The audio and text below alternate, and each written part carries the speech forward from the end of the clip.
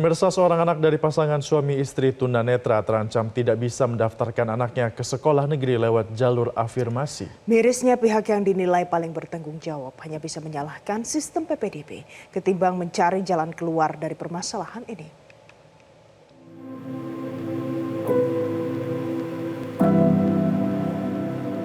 Berharap mudah-mudahan anak saya bisa masuk ke SMA negeri dan mudah-mudahan pemerintah bisa lebih pedulilah kepada orang-orang disabilitas netra dan disabilitas lainnya. Lagi dan lagi, penerimaan peserta didik baru atau PPDB 2024 menuai berbagai masalah. Seorang anak dari keluarga miskin gagal diterima di SMA Negeri Kota Semarang. Vita Azara adalah anak dari pasangan Warsito dan Uminia yang merupakan penyandang disabilitas netra dan berprofesi sebagai tukang pijat. Cerita ini berawal saat Uminia mendaftarkan anaknya ke SMA melalui jalur afirmasi yang diperuntukkan bagi anak dari keluarga tidak mampu. Diketahui dalam sistem PPDB hanya ada 3 kategori, yakni P1 atau miskin ekstrim, P2 sangat miskin, dan P3 miskin yang dinilai akan lolos dalam jalur afirmasi.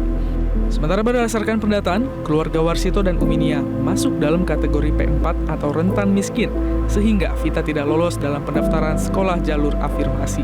Padahal keluarga ini hanya tinggal di sebuah rumah kontrakan di permukiman padat penduduk di Jalan Gondang Raya 17, RT 3 RW 1, Kelurahan Tembalang, Kecamatan Tembalang, Kota Semarang. Ya saya benar-benar kecewa itu Pak, emang benar-benar kecewa kenapa saya kok nggak bisa masuk afirmasi. Sedangkan orang yang lebih mampu dari saya aja bisa masuk afirmasi gitu loh Pak. Maaf Bu, apalagi kondisinya jenengan rumah aja masih ngontrak ya Bu? Iya, rumah saya masih ngontrak. Sedangkan yang masuk afirmasi lain itu biasanya malah sudah punya rumah, usahanya lebih dari saya.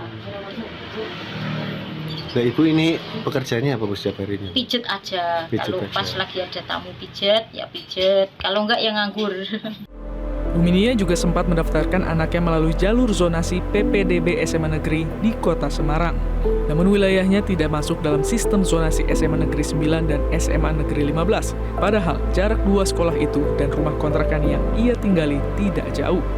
Sementara 2 usaha itu ditolak, Vita pun mencari solusi dengan mendatangi sekolah impiannya, yakni SMA Negeri 9 dan SMA Negeri 15 Semarang.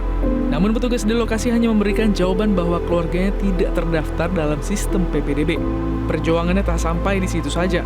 Vita juga mendatangi kantor Dinas Pendidikan dan Dinas Sosial Provinsi Jawa Tengah.